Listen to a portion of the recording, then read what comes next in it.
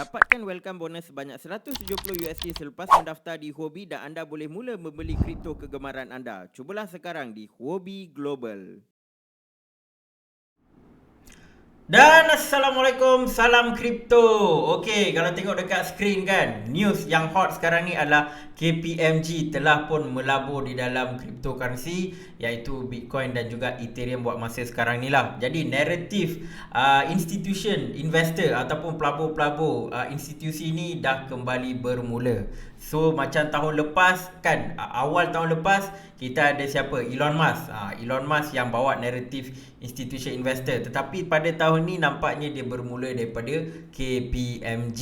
Okay, so dia ada beza sedikit apa yang Tesla bawa dengan apa yang KPMG bawa. Kita kena faham Tesla is a big company dan dia adalah syarikat teknologi, tetapi dia adalah syarikat yang baru. Compared to KPMG, KPMG ni adalah big four firm. So dia memang orang panggil traditional organisation lah. So bila KPMG ni masuk ke dalam kripto dan media pun memang dah huha, dah gembar-gemburkan, so dia akan bawa satu efek di mana lepas ni akan ada lebih banyak news-news yang positif macam ni lah, which is bagus. Sebab apa? Sebab kita pun dah lama rasa bosan dengan pergerakan Bitcoin, dan bila ada Big Four macam ni beli Bitcoin, of course dia akan bawa satu hype. So hari ni kita nak bincangkan tentang KPMG dan kita nak tengok juga Tesla tahun ni macam mana pula, apa perancangan yang diorang nak buat. Sebab tahun lepas mostly dia start naik banyak pun tak dinafikan Elon Musk walaupun sangat controversial kan, tetapi dia ada kebaikan, dia ada keburukan jugalah bila dia masuk dalam industri kripto. So kita tengok keratan news daripada yang KPMG ini dekat Twitter lah kan. So dekat Twitter dia dah announce semalam yang dia dah melabur dalam Bitcoin, Ethereum dan juga carbon offset. Carbon offset ni dekat sini. So okay, sebelum kita cerita carbon offset ni, kita nak tahu, okay, so dia takkan panggil cryptocurrency. Company-company macam ni dia akan panggil crypto asset. Sebab cryptocurrency is ibaratnya dia tak nak melukakan hati bank negara US atau big bank. So dia akan gunakan crypto asset. Tapi maksud dia tetap samalah, cryptocurrency ke crypto asset ke kan. Cuma orang-orang rakyat marhain dia guna cryptocurrency. So that's why paling best cakap crypto je kan. Okay, so dia akan tambah dalam diorang punya corporate treasury investment yang related to crypto lah. Okay, so kalau tengok dekat yang lain ni, Bitcoin, Ethereum and carbon offset, dekat sini yang dulu Elon Musk kantoi tuan-tuan dan puan. Kenapa? Sebab dulu Elon Musk dia nak dia ikut Michael Saylor punya strategi lah, MicroStrategy kan, dia terus beli Bitcoin. Tetapi Bitcoin dia ada satu kritikan di mana proof of work ni ibaratnya tidak baik untuk alam sekitar, meningkatkan carbon footprint dan sebagainya. So KPMG dia dah aware dah. So dia tengok, okay, bila Tesla buat macam ni, kritikan yang dia dapat ni adalah related to environmental concern. So apa dia buat? Diorang strategi dia senang. Kita beli Bitcoin, kita beli Ethereum, lepas tu kita beli carbon offset untuk menunjukkan yang kita ni komitmen untuk untuk support lah environmental punya isu dan sebagainya. Okay, so ini strategi yang dia buat. Dia belajar daripada Elon Musk. Okay, so bila dia buat macam ni, orang dah tak boleh nak counter sangat. Sebab dulu orang counter, ni meningkatkan carbon dan sebagainya. So apa KPMG buat? Fine, beli Bitcoin, beli Ethereum, beli sekali dengan carbon offset. So itu settle. So ni statement ni dia bagi tahu investor such as hedge fund apa semua. So KPMG ni, I think maybe Big Four yang lain semua dah nampak dah. Semua memang nak exposure terhadap crypto. Okay, termasuklah bank lah, broker semua ni kan. So based on this, dia dah nampak benda ni bukan sesuatu yang kita panggil benda kecil-kecilan. Tak, benda ni adalah sesuatu yang akan pergi long term. Bitcoin, crypto adalah sesuatu yang akan pergi long term. So kalau tuan-tuan puan-puan mungkin ada yang first time tengok video ni, then this is bukan saya cakap, ini KPMG sendiri cakap. Okay, so siapa yang datang awal, Alhamdulillah lah, memang golongan yang terawal. Tetapi siapa yang baru nak masuk pun Alhamdulillah masih belum terlambat. Okey, sebab big company pun baru masuk, itu pun dia baru sentuh bahagian Bitcoin dan Ethereum. Belum lagi DeFi lah, Web 3.0 lah, Metaverse lah, NFT lah, macam-macam lagi. Okey. So, dekat sini ini interesting. The committee included stakeholders, finance apa semua. So, bila kita cerita tentang diorang ni, KPMG ni, dia basically consultancy, dia buat consultancy, accounting, taxing. Benda-benda ni adalah sesuatu yang sangat-sangat rumit bila kita nak kaitkan dengan cryptocurrency. Tetapi bila diorang sendiri buat macam ni, maksudnya mereka dah ada satu framework. Sebab apa? Sebab dia dah discuss dengan risk management lah, audit tax dekat jabatan-jabatan dia. So KPMG Canada pun dia berani untuk beli. So maksudnya dia dah cover dah dia punya angle. So maybe dengan pihak berkuasa apa semua, dia boleh buat bagi paperwork dan sebagainya. So bila diorang buat macam ni, diorang bolehlah consult company-company lain yang nak buat macam ni.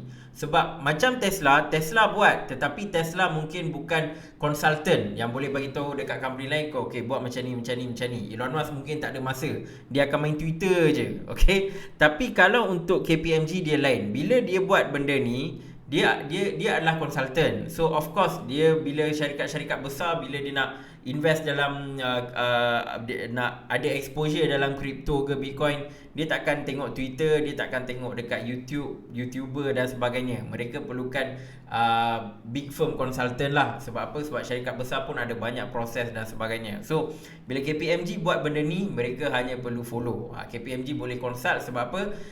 Dia takkan jadi macam cakap atas angin. KPMG kata kita dah buat dah, tak ada hal, so you guys boleh buat juga. So itu pentingnya bila KPMG masuk. Dia sangat-sangat berbeza dengan waktu zaman Tesla masuk. Okay, so ini pun dia bagi tahu yalah, NFT, DeFi, Metaverse, diorang akan masuk. So benda ni memang long term. NFT ke DeFi ke Metaverse, sekarang ni tuan-tuan puan-puan, kita sangat awal. Okay, diorang pun baru nak pegang Bitcoin dan Ethereum. So siapa yang sekarang dah memang full in dekat DeFi, Metaverse, NFT, saya ucapkan tahniah lah, sebab tuan-tuan puan-puan memang dah awal. Okay, so ini adalah sedikit sebanyak apa yang KPMG buat. So mungkin tuan-tuan puan-puan fikir, KPMG US apa cerita, kenapa Canada? Okay, so this is where the regulation part comes, tuan-tuan puan-puan. Canada, kalau kita tahu, dia lebih terbuka terhadap kripto. Contoh, bila ETF diluluskan, Canada memang luluskan ETF untuk spot. Dia berbeza dengan US. So saya rasa mungkin KPMG US pun nak buat, tetapi bila dia tengok dengan keadaan US lah kan, yelah, US pun macam-macam politik di belakang tabir, so mungkin dia hold dulu. Tapi bila dia tengok Canada boleh, sebab mungkin Prime Minister Canada pun dia bit, orang kata lebih terbuka kan, so that's why lebih mudah lah. Dan lagi satu, kalau kita tengok sekarang ni tuan-tuan puan-puan, tidak dinafikan pemimpin muda-muda ni lebih terbuka. Macam Canada, saya rasa PM dia agak muda. And then El Salvador, tak payah cakap lah, PM dia memang agak muda. So maybe pemimpin-pemimpin dunia yang akan datang nanti, yang jenis-jenis muda-muda ni lah yang boleh menerima kripto, dan dia akan memberikan satu ekosistem yang lagi senang untuk orang nak invest. Yang tua-tua ni, maaf cakap lah, even Biden kat US ni pun tua kan. So memang dia tak boleh nak faham, dia tak boleh nak go. So benda ni yang kita kena fahamkan. So dari sudut politik pun memang perlu ada satu perubahan yang besar. Kalau dapat pemimpin muda macam yang dekat El Salvador tu, memang baguslah kan. Pemimpin muda bukan bermaksud muda tuan-tuan puan-puan, ada beza. Okay, so itu on the KPMG punya part.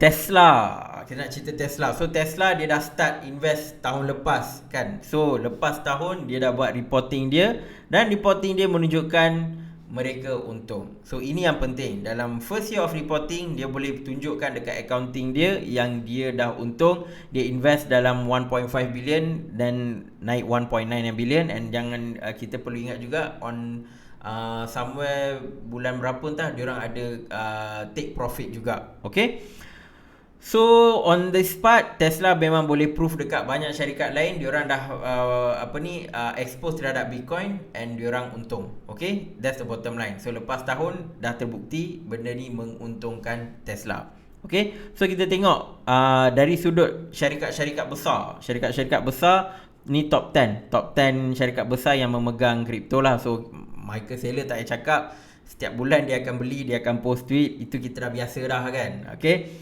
dan kedua Tesla pegangan paling banyak. So Marathon Digital, Square Inc ni ex CEO Twitter, dia pun banyak juga pegangan dia. So Coinbase adalah syarikat-syarikat lain. Okay, so nombor ni penting, 10 bilion. So syarikat-syarikat besar ni adalah yang mana mereka mempunyai market cap 1 trilion dan ke atas. So ini yang kita panggil syarikat-syarikat besar, yang mana valuation dia 1 trilion dan ke atas. So syarikat-syarikat besar ni ada dalam 20, dan 20 ni jumlah pegangan Bitcoin mereka adalah sebanyak 10 bilion. So syarikat besar akan tetap beli Bitcoin. Mereka akan cuba accumulate, dan usually mereka takkan jual dengan cepat. Mereka memang ada long term vision, diorang akan simpan untuk jangka masa yang lama. So ini benda yang sangat-sangat penting yang kita kena faham. Memang dalam video lepas saya pernah cerita, ada certain syarikat dia takkan beli direct Bitcoin, dia akan beli dekat derivatif dan sebagainya yang mungkin tidak membantu sangat kenaikan harga Bitcoin. Tapi kita perlu ingat, ada syarikat-syarikat macam ni yang agak bijak, diorang terus direct beli Bitcoin dan juga kripto lah, which is very very good. So benda ni saya jangkakan akan ada, sentiasa ada, dan mungkin syarikat-syarikat baru akan datang sebab KPMG ada banyak klien. Saya rasa mungkin akan ada certain klien dia yang akan ikut jejak langkah KPMG dan juga syarikat-syarikat ni lah. So what we don't know, part ni sangat menarik. Apa yang kita nak tahu sekarang adalah tahun ini adakah Tesla akan meningkatkan pegangan Bitcoin ataupun tidak. Itu yang kita nak tahu tahun ni. Sebab kalau Tesla beli lagi Bitcoin, and of course Elon Musk akan post dekat Twitter dan sebagainya, dan ini mungkin akan membantu untuk menaikkan lagi harga Bitcoin. Sebab tahun lepas Tesla hanya beli sekali, lepas tu dia ada take profit, lepas tu dia tak beli sebab dia kena hentam dengan all this environmentalist lah kan, kata apa ni, dia bagi galakkan carbon lah, meningkatkan carbon dan macam-macam lah kan, benda-benda yang hujah pun tak berapa nak rational. So Elon Musk pun dia tak nak pening-pening, so dia hold dulu accepting payment in Bitcoin, semua dia hold dulu. So tahun ini KPMG dah tunjukkan jalan. Adakah Tesla akan ikut macam yang KPMG buat? Kalau diorang ikut, saya rasakan mungkin Tesla akan lakukan pembelian. Tetapi sekarang saham Tesla pun tak begitu nak cantik, so kita tak pasti adakah Tesla akan lakukan pembelian. So tahun ini antara benda yang saya akan tunggu, saya monitor adalah adakah Tesla akan buat pembelian. Sebab of course kalau dia buat pembelian, naratif dia sangat-sangat positif sebab Elon Musk. Okay? So itu adalah on the Tesla punya part yang kita kena monitor lah. Dan sedikit saya nak share Singapore. Ini saya pun tak tahu macam nak cerita ni. Okay, so Singapore, ini report daripada KPMG lah. So since KPMG dah announce yang diorang invest dalam kripto, so dia ada bagi tahu lah finding dia in terms of negara kripto, Singapore untung 13 kali ganda just in crypto investment. Part ni saya pun malu nak cerita tapi yalah, sebab kita berjiran dengan Singapore, information of course sama, but then Singapore taking the action lah. Diorang memang invest, and ni lah, so diorang invest dalam 110 juta pada tahun 2020. And then tahun lepas diorang dah buat untung hampir 13 kali ganda, 1.48 bilion. Dekat Malaysia tak tahulah, saya tak tahu, malah nak cerita. Okay, tapi nak cerita jugalah sebab kita orang Malaysia kan. So KPMG, ini apa yang KPMG bagi tahu bukan saya bagi tahu. KPMG bagi tahu yang government effort stimulate the capital market, blah blah blah, where fast growing firm and unicorns can go public. Maksudnya kerajaan Singapura memang membantulah, memang bantu. Walaupun dia ada ura-ura, ada regulation dan sebagainya, tetapi dia balance. Maksudnya dia tak over regulate, dia tak ada focus on regulation, tapi dari sudut investment ataupun growth of crypto dia tetap buat. So dia buat dua-dua. So benda ni okay. Tapi kalau tak buat anything on the investment, on the growth of blockchain dan crypto, tetapi pada waktu yang sama terlalu fokus kepada regulation, then rugi. Sebab ini bukan saya cakap ini memang finding daripada ni. Literally kita rugi. Kerajaan Malaysia rugi. Senang cerita. Ataupun mungkin tak untung lah, nak kata rugi saya tak pasti, tapi in terms of crypto, bila you terlepas, bagi saya itu adalah opportunity cost lah, rugi. So di mana Singapore untung 13 kali ganda, okay, which can be used for a lot of benefit untuk negara tu lah kan. So ini yang berlaku. Dan according to KPMG report, majority of cryptocurrency and blockchain investment last year were focused on software and underlying infra rather than services. So investment yang negara Singapura buat ni adalah untuk projek blockchain yang berkaitan dengan infra dan juga software lah. Dia tak bagi tahu, sebab mungkin tu strategi dia tak release lah dekat company mana dia invest dan sebagainya kan. So ini adalah strategi dia. Dia tak adalah beli macam meme coin ke, Dogecoin ke, Shiba ke, tak. Diorang maybe invest in blockchain company yang a bit established lah kan. Tapi dekat sini kita pun tak tahu company mana yang diorang dah invest. Okay, so tuan-tuan puan-puan, ini just sedikit sharing lah, sebab saya nampak narrative institution investor ni naik balik, dan kali ini dia sedikit berbeza dengan tahun lepas. So hopefully narrative ni kekal, dan kita harapkan benda ni berterusan. Lebih baik kita perlukan news yang lebih banyak company masuk dan sebagainya, sebab so that Bitcoin can go up lagi, boleh pergi atas lagi, mungkin boleh break 60k, and who knows tahun ni boleh pergi 100,000. Bukan saya saya tak ada time machine dan sebagainya, but my psychological expectation is of course 100k lah. Okay, so this is the thing yang kita pun kena fikir juga sebagai sebab ni channel ni memang most of the audience is Malaysian. So I think in terms of participation daripada pihak kerajaan dan sebagainya, they should look into more seriously lah. Maksudnya macam Singapore ni, dia tak tunggu negara-negara lain. Contoh macam El Salvador ke or Singapore ke kan. So El Salvador dia dah declare yang dia beli Bitcoin dan sebagainya. Singapore dia buat belakang tabir. Okay, dia buat belakang tabir, and they made money. Of course saya rasa most of the thing dia punya front facing dia adalah Temasek Holding lah, Temasek Holding Singapore. So kat Malaysia kita ada Khazanah dan sebagainya. So saya tak adalah nak advise kerajaan kena buat apa dan sebagainya. Saya cuma nak bagi tahu bahawa jiran dah boleh buat duit dah boleh untung 13 kali ganda, and kita dah terlepas peluang tu. So this year hopefully kita boleh tengok some kind of innovation. Regulation kita dah biasa dengar. Kalau kerajaan buat regulation ni dah biasa dah. Setiap tahun regulation.